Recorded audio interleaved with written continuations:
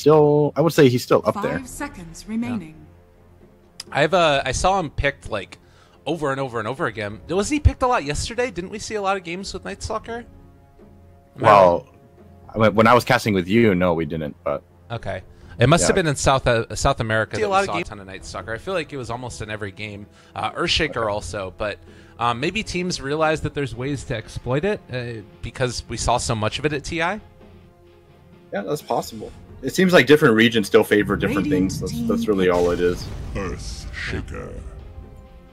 I'm actually really happy that Earthshaker is a highly valued hero, though. Mm-hmm. I could watch him every game. He makes me happy. I'm not gonna lie. I love that hero. Earthshaker is one of the oldest Dota heroes, but he's always been the most fun. I think that the thing that's great about him is that if you really do start to get out of hand with him and you get into a Shadow Blade or something else, there's just like nothing more satisfying. Enchant Totem, Shadow Blade, punch a dude in the face and Echo Slam his ass. It's great. Makes me very happy. You know, back in Dota 1, when everyone was terrible, I used to think I was really good because I play safe lane Earthshaker. Mm-hmm. And I would basically get to free farm, and I would free farm my way up until I got like Blink, Hex, and Refresher. And people never knew how to split up, so I would like double 5-man Echo Slam every game because no one knew how to play Dota, and I thought it was really good because of it. Yeah, no, it's great. I mean, you were pretty good because of it relative to everybody else. I mean, looking back, it was so silly. Everyone was so terrible. You know, in my region, people didn't even start buying wards until like 4 years into the game. They're like, you need to go away in 6 minutes. So Dota has really evolved. So yeah, it's you know, the implementation of guides and of course your buddy Mr. Kevin Godek putting together that little guide about how much everybody sucks. You know, people learned a little bit. They got a little bit better at the old Dota. So, but yeah, I mean, back to the draft. This Bane. Can you please explain to me why there is a Bane so early on? I love this guy. I am actually such a huge Bane fan. I feel like his talents have gotten like big boosts and everything. And if you can get he's sort of in that weird position, right, where like you tend to play him as a 5, but if you can get into some amount of farm, he turns a little bit better. But then late game, he's just garbage because he has like all single target spells. So I like him. I feel like he's really strong and is like kind of a bully in lane, but maybe too early of a pick. I mean, this is like a always want to fly special, right? I feel like this has been his hero since I started watching him play. Mm-hmm. And honestly, I can't really hypothesize how it's going to be run. We're just going to have to wait and see how he wants to play it, because this is definitely his hero, and it's not something you see very often. Yeah, I feel like the changes that Bane has gotten, I want to say there was a couple things with Brain Sap. They keep on trying to like buff and make Enfeeble a thing. I don't know if it's ever going to be. But there was for a while there that period of time where like you would just take Bane and then Enfeeble mid, which is pretty frustrating to have to deal with. Oh, you think that's frustrating? Wait till you see a Lich in your lane. Yeah. Yeah. That's not good either. I wouldn't want to have to deal with that. Thankfully, I don't play mid. So Disrupt rolls to take it now, as well as a Troll Warlord. It's a different look, this Gambit Esports lineup. It's not an IO Tiny. Well, I definitely prefer this over the immediate with Tiny opening. Mm-hmm. Gonna see a Clockwork. This is gonna be the general Clockwork, right? I guess so. Considering they already have it's either that or a general Night Stalker. He does sometimes play those weirder heroes, but I feel like General is almost always better on Initiators. He sort of made his money originally on the Batrider play, and Clockwork kind of fits within that role too. How good is a core Clockwork against a troll lane with a Bane in it? It's sounds like suicide, honestly. Yeah, it's rough. You're gonna take so much damage every time you get caught out. Since like laning against Troll Warlord as a melee hero like Clockwork is always a rough time because you need to, if you want to do anything or pressure the troll, you have to get close to him, and kind troll of just stays in range for him. And I mean, doesn't they care still about can you. throw damage. And what are these picks? This is I think so when Bane was different. So either This is so awesome. Core Earthshaker or Core Tusk. Is there one that you It's like Chris more? Core Shaker. It's gotta be Core Shaker. Okay. Earthshaker just does so much more with farm. Tusk, you don't really need too much. 10 seconds remaining. I'm a big fan of the Tusk. I think my 5 favorite seconds game from remaining. last season was Fnatic running a Tusk and a Core roll with a Bloodseeker, and then they Walrus kicked a Sven and then hooked him, and they killed him from full HP after a Rupture. It was amazing. He had like 3,000 HP. I remember that. Radiant team back.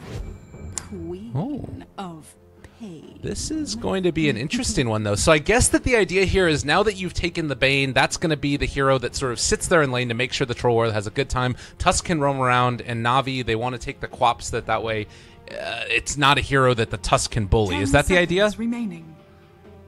I think that's a good reason. The Tusk does make it a little difficult for a lot of mid laners that don't have that kind of mobility, and Queen of Pain solves that.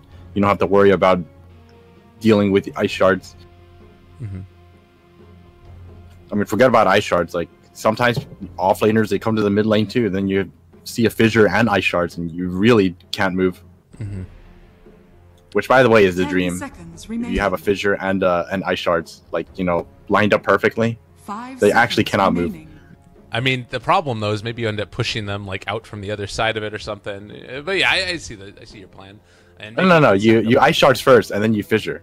Dire team okay. pick. Then they're blocked in. Radiant team Now here's the pick. question: can Gambit go in and force Quap to skill Blink first? That's the other thing that I want to watch. Is if Gambit decide to try and invade the top rune spot, or rather bottom rune spot, I guess, because Radiant and Dire. They always. I feel like these two should be switched, right? On this loading screen, shouldn't Dire be top? 10 seconds remaining. Tough call. I think it's kind of whatever. The background makes it 5 really seconds easy for me to tell. remaining. Yeah, that's fair. Well, CK going to be the last pick for Na'Vi. I really like this carry pick. Because once again, it's a hero that can actually deal with the disable. I wouldn't say it's a disable, but like, you know, the fissure as well as the ice shard. You actually have a way to get out. Mm-hmm. So you got the reality rift, but Medusa's gonna be the last pick. I actually think this Medusa last pick is really interesting. I think it's only because of the CK. I'm not sure how he's gonna build it, but I believe if you get the scepter, the snake will instantly kill the illusions. Right. Which is a really big deal because that is not a good time for Chaos Knight. And people were sort of, thinking about, is that scepter really going to be worth it? As far as everything else that goes along with it, like, it's not a ton of agi, but mana, HP, why not? This is everything that this hero wants, and you could probably end up replacing like the Lincolns or something else for that. I don't really see anything else that should be too worried about. Like, I don't know. I mean, overall, it's not bad. Yeah. Like you said, stats, you get effective health from the int as well as the mana, and you still get strength and life. Like, it's actually a lot of survivability on that one item. And they really don't have any mana drain on any of their heroes. Like, the best thing that they could think about doing probably is like Diffusal Blade CK to try and drain the mana, which is awful. But I don't know. We'll have to see how it ends up working out. I feel like this is one of those games that if the Medusa is able to get ahead, it's going to be really hard for Na'Vi. Would you agree, or do you think that Na'Vi has a good chance in this one? It's so hard to say. I feel like this is another one of those situations where on paper that would be true, but anything can happen. Yeah. Well, we'll wait and see. I know for sure that Crystallize will have a way to counter this pick. Okay. Like, they're gonna think of a way to like itemize and play around this. Are we going to Like, see maybe they the, yeah, go ahead. the rarely seen Queen of Pain Aghanims, just to constantly pop it out to blow up that Medusa every single 30 time? seconds to Maybe that's battle. not Nah, the best play. I don't No. Appreciate your candidness. I don't think so. I think he just goes to standard build because they are definitely gonna need the damage. Okay. Well, looks like there was no wards really placed deep by any team. We did have one over here on the high ground by the Radiant, so that's going to have a little bit of extra rune control for Gambit, and they're going to need it. So sort of what Queen of Pain excels at the early stages. Is Tusk going to throw out any shards to block? I don't remember if that still works really well or not. I don't think it does. But Earthshaker will be able to get a block off on some of those. Did he? What? Yeah, he just wants to. So he only wants to block a little bit. Okay. He only wants to block a little bit, so the first 2 creeps go ahead, and then they're gonna get killed off by the wave, and it makes it a lot easier for him to control the wave up. Right. So Neko, he's ready. He's gonna drag the wave back. You know, he makes sure the whole wave comes together so that they can actually have an easier time, I guess. Okay. And he's actually. Are they gonna push right away? No, I think he misclicked. Okay, I was gonna like, well, what is happening? All right, well, not a great start, but it happens. Roger is gonna do the classic 2 heroes mid with a little bit of partner status going on. Bignum there to help out Kuman. And meanwhile, in the bottom lane, it's going to be Clockwork trying to get whatever he can out of this off lane. Does not get the pushback with the cogs there, unfortunately. This dual lane mid is actually kind of scary against the Dusa. I think if he gets more levels, that snake is pretty dangerous. Yeah. So far, Dendi only 3-1 versus 4-1 of Dusa, so relatively even so far. You're going to be able to get the block off here with the shards. Roger's going to take some damage. They have a snake available, and actually just going to snowball forward for this one, getting the level 2. First blood by Coolman. Bignum, is they going to be able to find the deny there? Not quite on the mark. They needed a miss, but did not end up working out at all. It's a good try. I don't think he should have given up so easily. I think he should have kept running though. Yeah. Maybe Medusa could have, you know, salved him, or he might have regened enough health to survive an extra hit. Forced Dendi to blink forward if he wanted to kill. I think anything. Well, they will spot out that there's a regen rune down bottom here as well, and I think that Always Wanna Fly is going to have to snake this one away, probably. Maybe Dendi could go for like a blink over to steal it, but they're just going to take it back here. Now move back in towards the lane. See if they can get something done against General.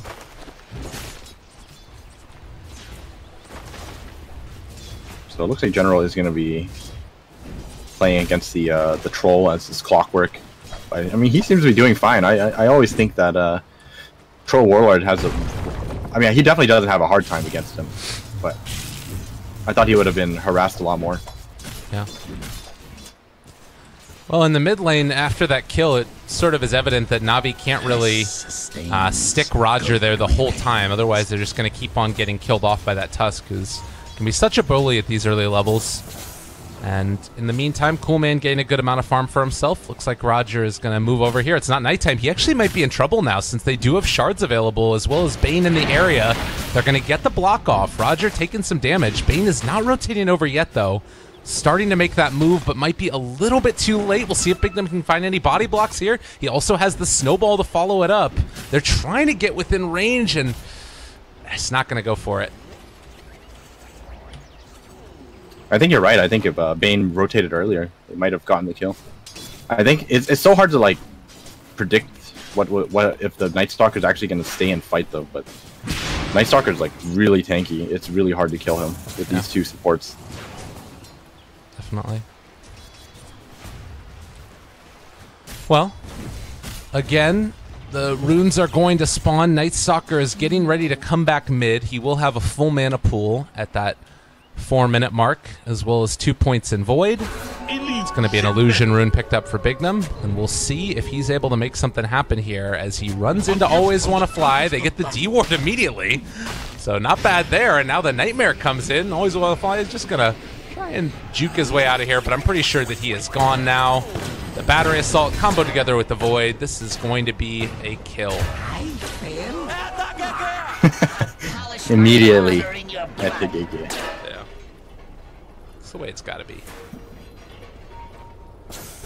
Night Stalker actually is going to head off to the jungle maybe to see if he can mess with Kuman maybe? I think he's trying to get some vision down, but I'm not too sure where he wants to place it. Maybe behind the tower? Yeah. There's a chance that they could go on Troll here. Does Night Stalker have mana for a Void? He does.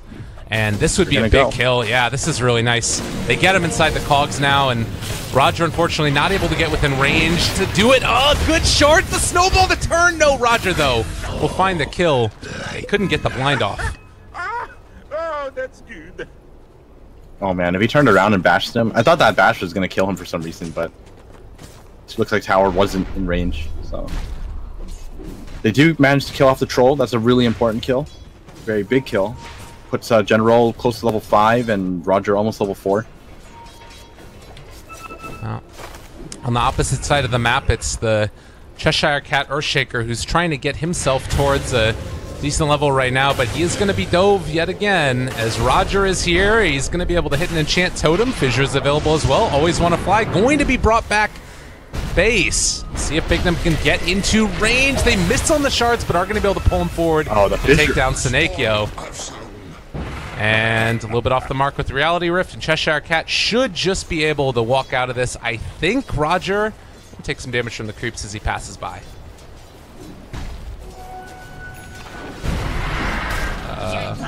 Still going. All right, here's a question for you. When you get 6 if you're Earthshaker, do you Echo Slam this? I think with some help, I think it's worth it. Yeah. He definitely needs help though. He can't do it himself. Even if he Echo Slams it, I don't think it's enough damage. All right. He needs maybe like Tusk or Troll to come up here. Fair enough. Do they know about it though? Ah, he definitely does. He walked by it. Oh, you walked by it. Yeah, you're right. What am I talking about? So yeah, I think it's worth it. He's going for the max enchant Aftershock build as well. As Medusa is going to be caught over here. Dandy shows up. Sonic Wave, not enough damage yet. They block off Roger. This might be enough. They're trying to get Cool Man out. The body blocks. Oh, Dendy dives for it. He goes inside the base. And now Cheshire Cat is able to find Dendy. Blink is back off cooldown in 3 seconds. Turning to fight is going to end up popping the shrine now. Where's the rest of the team? Why is nobody from Gambit coming for this? Dendy able to get away on 60 HP. The Arcane Rune working out beautifully for him. Now, can he actually get fully out of here? Does really nobody have TPs? Wait. Oh my god. They all accidentally walk past him. Oh, God. Oh, Dendy. He made it happen. I would be so mad if I was Gambit. That was so clowny looking. Well, they did lose a general at bottom. Yeah. While all of that was happening. He's just going to be put to sleep for a second there.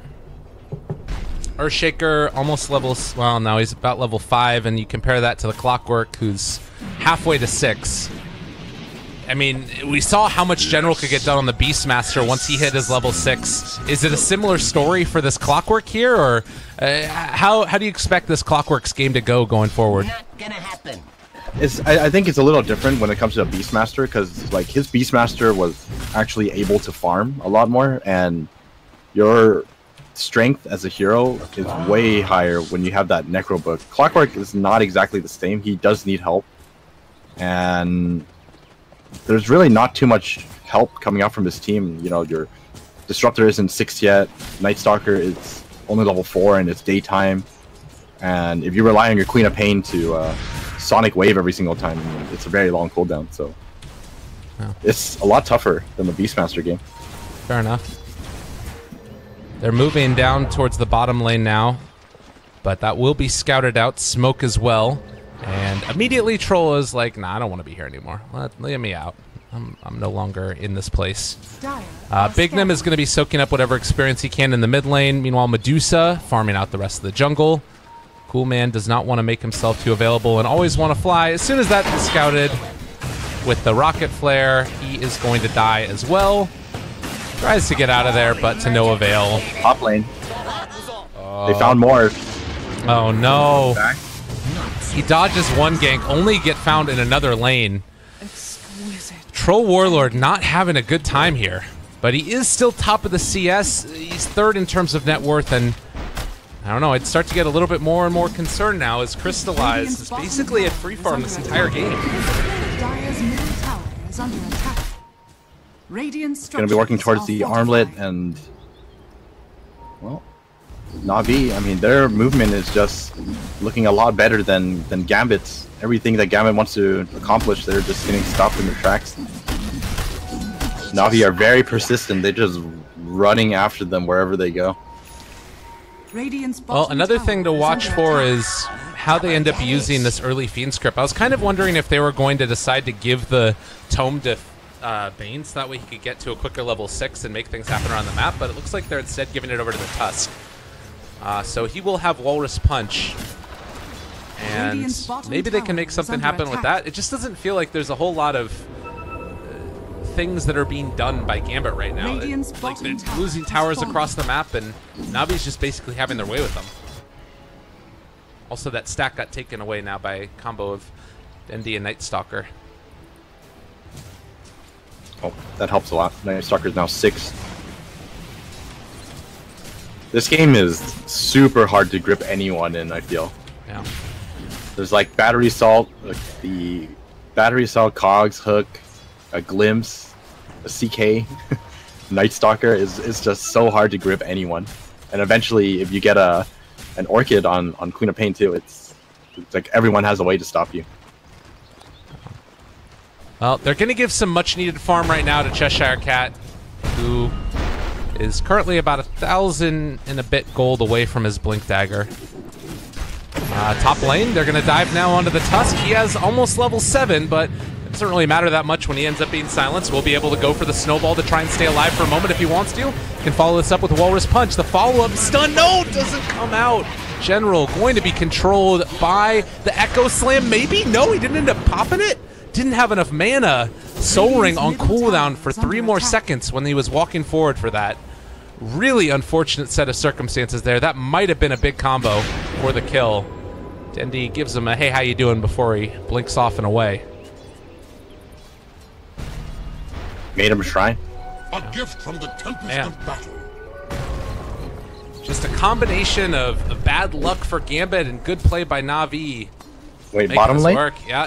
Troll needs to run away, does not want to get caught out there. Crystallize is looking for him. But I think that Troll might be out. It's not over yet. CK is very quick. Isn't going to find it. He's going to farm with his illusions. Alright. Well, yeah, that was a CK ulti at least.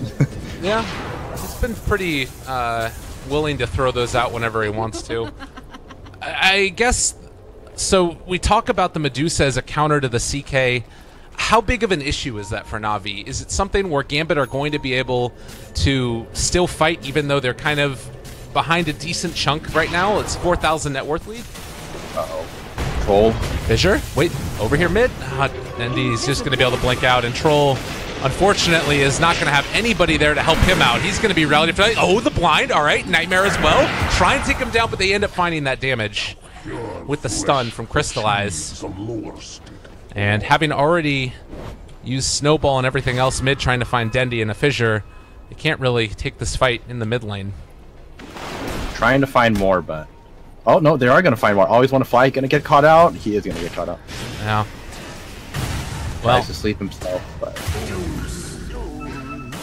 Disruptor will find that kill and continue to just dominate in this one. Radiant structures are fortified. It really does feel like Na'Vi are just manhandling him here. Like, they just are... Wherever Na'Vi go, Gambit just have to leave. Yeah, I mean, look at this. General doesn't even care. He's just running straight up. He's gonna get Walrus Unfortunately. Punch. All right, he might have gone a bit too far there, and they throw the Echo Slam. His ult okay, no, he's dead. Okay, that would have been. I mean, that would have been hype. That would have been hype. Well, Dendi's coming in though, and they're moving in with Roger as well. Maybe the bait that they were hoping for. They've been able to find one. That's going to be the Troll Warlord going down, but they managed to get out with the rest of them. So, ostensibly, a Troll Warlord trade for a Clockwork, and they still hold on to that Sonic Wave. Well, more importantly, they got the CK ulti used for that, and they got the Troll, so it means that they can take this tier 1 now too, which is really important. You know, you want to convert these kills into something, and taking a tier 1 is pretty good.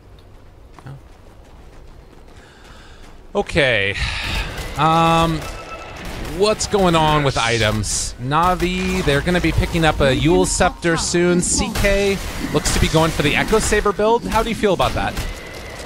Echo Saber, interesting. I think it's good. Uh-oh. I think more traditionally. Oh, Bignum. Yeah, we're. Oh, did he snowball the creep? No. Well, he gets the Walrus Punch off, but to no avail. But yeah, I think CK Echo Saber is not bad since Chaos Strike is so strong. It's kind of like a Wraith King. Oh, another glimpse. They're just not stopping. Well, as I say that, they stop, so kudos to me. I guess that's just what their draft is meant to do, though. Like, Disruptor sort of just does that.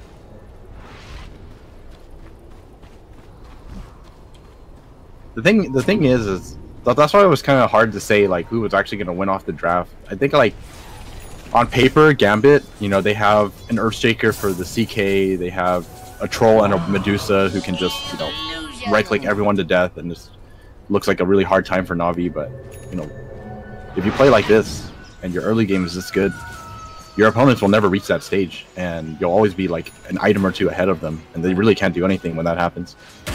Yeah.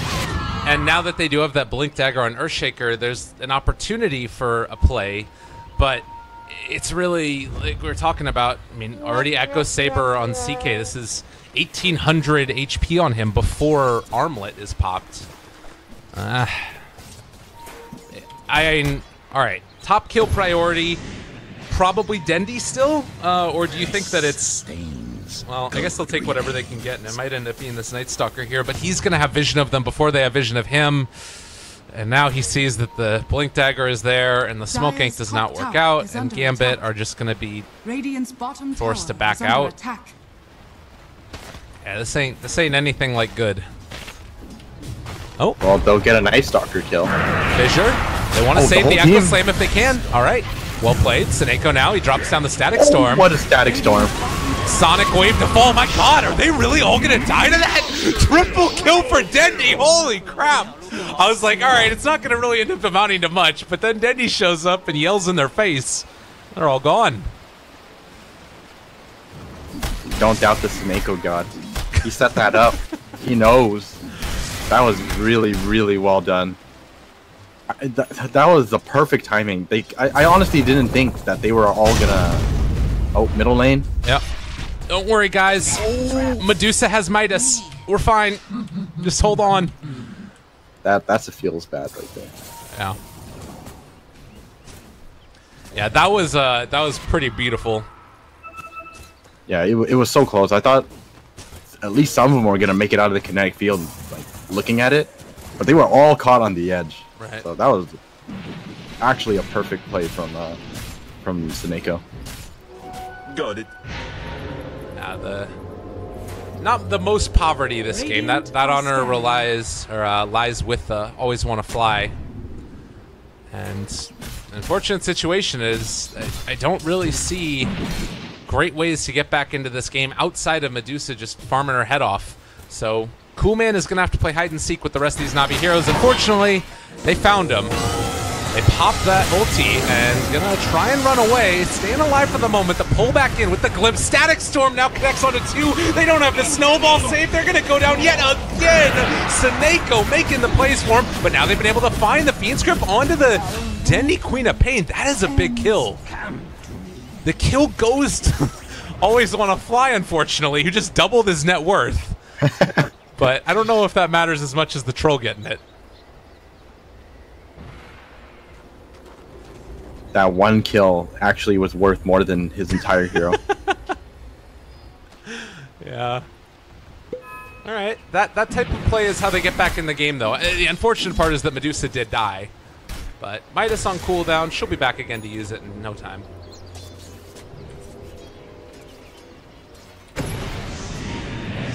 All right. Looks like they're heading towards Roshan. That newly picked up medallion. Make things a lot easier. Oh, look at that damage. That CK damage. Yeah. In general, is there just to make sure that nobody is able to move in and try and stop this from happening. Gambit left with no opportunities. The smoke up is going to be far too late. Cheshire Cat runs into the clockwork. Maybe they can find a pickoff onto him. He is for sure stuck on this side of the shards now, but the unfortunate part is now they're going to be able to pull down the Troll Warlord to the low ground. Crystallize is able to find him. Finding on the shrine doesn't matter. Maybe this is an opportunity here. They do have a decent chunk of damage, but the Static Storm now laid down yet again. Sonic Wave is there. Can they keep alive this Medusa? The answer is for sure no. Dendy with the double, now looking for more. Always want to fly. Always want to die. Cheshire Cat? What? All right, that's the turnaround they needed. Able to make the play. I mean, you got the Aegis, right? That was like a for my family finale. I'm going down with them kind of play. I mean, it was super worth it. He got 2 of them. Yeah, that would have been tragic if he didn't find anything there, and at least end up with some amount of gold swing into their favor. So Gambit, again, signs of life in an otherwise dismal performance. That was a great play from Crystallize, though. He kept his Aegis going for quite some time. I think he armlet toggled his way to do that. Yeah. But, once again, Dendy putting in work. I really like the way he plays his Queen of Pain. He's actually just like super aggressive and doesn't really care too much. Like a lot of Queen of Pains are usually really scared to go in, but Dendy actually doesn't care. Yeah. And oh no. And it ends up having those really, you know, huge big moments that happen from time to time. They are wrapping around now on a Cool Man. Cheshire Cat is there too. Oh, scary stuff. Okay, but off the mark now. They are going to completely eviscerate one. Cool Man down to about half HP and half mana. They do manage to find the stun onto several. Fiend Script there. Onto the CK, immediately going to be broken though, and now Dendy's shown up as well. They have the damage that they need. Cool Man starting to fall as well. Static Storm down onto 2. They are going to lose absolutely everybody yet again, and unfortunately, there isn't an Echo Slam. There isn't any more Fiend Script. Na'Vi get a team wipe. They don't even end up losing that CK. Are fortified. Radiant's top tower is under attack. Picks up his Heather's Halberd, gonna be going for Heart next. This game looks very, very much in Na'Vi's favor now. Once again, doing very well. Radiant's top tower has fallen. Well, that is the plus side is that their respawn times are low, so they're back up again shortly, and they also will have Echo Slam for this next round. Dire's bottom tower is under attack. Radiant's middle tower is under attack. Another tier 2. Oh man, that's no, they're gonna back, but well, Dendy has finished his Lincolns as well. Man, Dendy has been swapping items in and out of his backpack like non-stop. Every time I clicked on him, he just has items grayed out. Yeah, efficiency. That's the way it's got to be. Maybe they'll be waiting for a CK to finish the heart before they decide the high ground, because right now they're kind of lacking in sustain. Sustain is definitely the thing they're struggling with right now. There's no mech. There's only an urn on the Night Stalker, and he's only got 1 charge, so keeping up a push not going to be so easy. Well, is there any worry in your eyes of this game becoming more difficult as it goes later and later? Like, Medusa did manage to pick up that Midas a while ago. Granted, Cool Man has not even been able to finish off the Blade Mail, just now completing it. But when is a point where you start to worry a little bit for Na'Vi? Or does that point, like, ever come if they keep up this item progression? I mean, theoretically, yes. If the Troll and the Medusa end up picking up enough items, it is somewhat threatening, but it's very hard to see that happening unless this high ground defense is like spectacular for Gambit. Oh, I want to see this happen. Trying to TP out. They're not going to... Ooh, Seneko canceled. And it's actually Troll Warlord who ended up getting caught and going to be killed. Most likely by General. He turns to fight, wants to take him down. Not going to happen.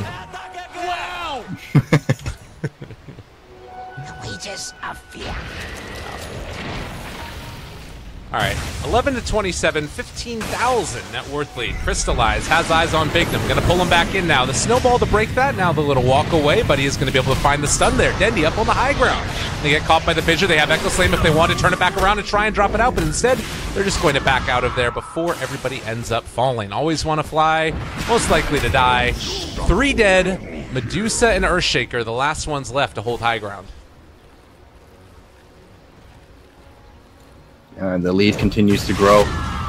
Once CK has his heart, it's gonna be so difficult for them to take him down.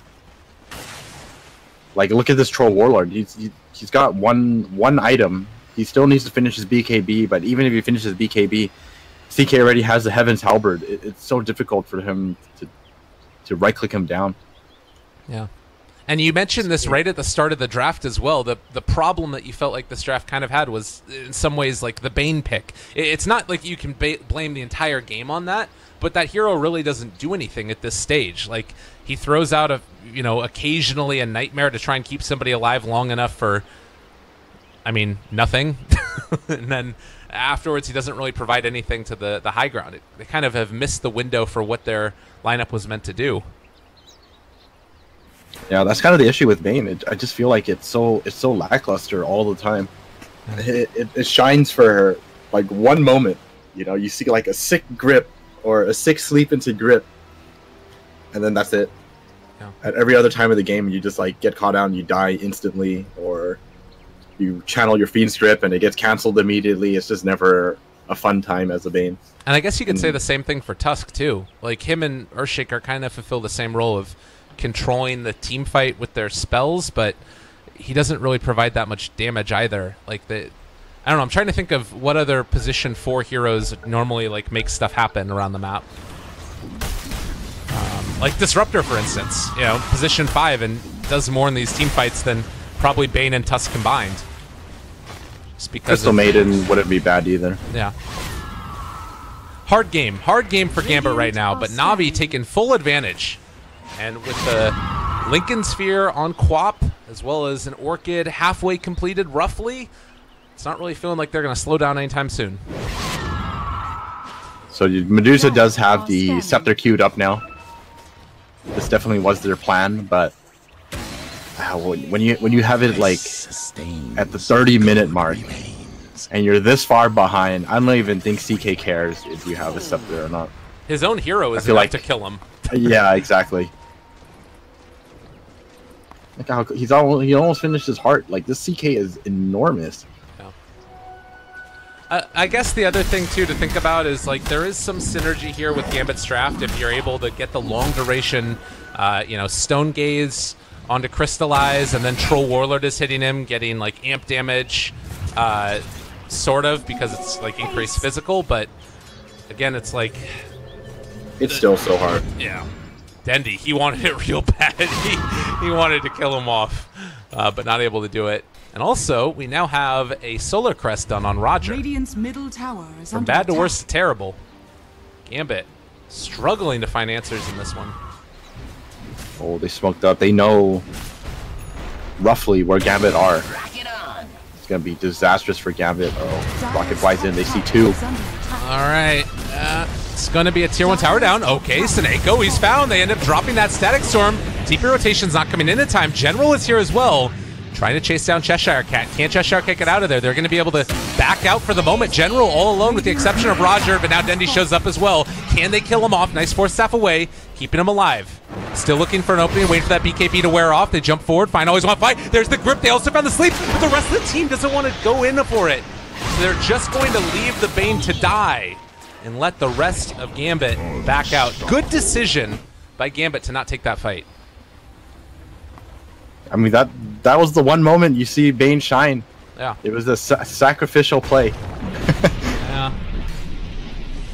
It's not great. Did create some space, though, down here bottom. Medusa, roughly halfway to the Aghanim Scepter now. Level 15, too, so has that 15% evasion talent. I was really surprised at how Navi initiated that fight, though. It was kind of sloppy. It was like Seneko went in and he got off a really good Static Storm, but the rest of the team wasn't ready. I think they had some miscommunication. I think Seneko wanted to chain TP in but the tower went down too early, and no one else was able to TP in after that. Ooh, this would be a nice pickup if they could find the kill onto General. I don't know if the smoke was scouted, but he will run into him and see the smoke break right now. General walking away and not going to be able to get him. I don't believe Roger, though, getting a little bit frisky. They end up missing the hookshot initiation. And now Crystallized, he popped ulti as well. They're going to immediately go for the Stone Gaze. Static Storm is down as well, though. And Crystallized staying alive. Big Sonic Storm. Static Wave, excuse me. Everything's messed up now. But the one thing that is for sure is Gambit is going to lose this game. Holy crapola. It is freaking over. This is exactly what happened. They're so far ahead that Medusa Stone Gaze and CK lost every single illusion, and it didn't even matter. Yeah. Good game, well played. It's going to be a quick 2-0 for Na'Vi with the new squad coming in, making it happen. They end up taking this series and moving on in the upper bracket. So they are going to play the winner of our next series, which is the new and improved, well, possibly new and improved Empire. It's going to be maybe a grudge match if Roger has to face his own squad. First enough against the newly signed, I'm going to get the name wrong. I'll just say what it was before, Hakoche. So we'll leave it at that. There's going to be a different name for it a little bit later on. But Steven, talk to me about it. What do you like? What do you dislike? How do you feel about these two teams and the way that they performed? I mean, Na'Vi definitely looked better. Well, actually, it's hard to say if they look better. I think it's still too early to tell. Like, I don't want to discredit their victory against Gambit, but you got to give it some time. When the season is maybe like a couple months in, and you give all the teams enough time to practice, that's when you actually start seeing what teams are looking really strong and what teams are not so much. So they definitely played well today, but give it some time, and I'll give you a new review when that time comes. I'm with you. I'm excited to see how it ends up working out as well. Again, it's back on the grind again for all these teams. You've got so much Dota that's going on. I want to remind everybody what we were talking about earlier. This entire week for the StarLadder iLeague Invitational Season 3, we've got SEA Dota that's being casted, CIS, and South America games that all happen basically all day long. Next week, it's going to continue with Europe, China, and North America. And the teams that are going to be playing in this, it's just insanity how many top-level teams are going to be going on. So real quickly, as an update as to who all it is that's playing in those through Europe, we've got Secret, OG, Hellraisers, Mouse Sports, Let's Do It, Penta, 4 Protect 5, STV Esports, which is an open qualifier team, North America, EG, SGG, Digital Chaos, Complexity, The Dire, which is the PPD stack, Leviathan, Team Phoenix, and Pikachu B. And then from China, it's LGD Forever Young, Invictus Gaming, IG Vitality, LGD, Vici, eHome, CDEC, and then Braveheart, which is the other open qualifier team. So many top teams are playing. If you look at that, I think that probably like 6 or so of the top 8 teams at TI are playing in the open qualifiers for this, which is just insanity. So I'm very excited for that. Aosin, any final words before we move on to a little bit of a break before our next series? I need some coffee. That's all. That's all I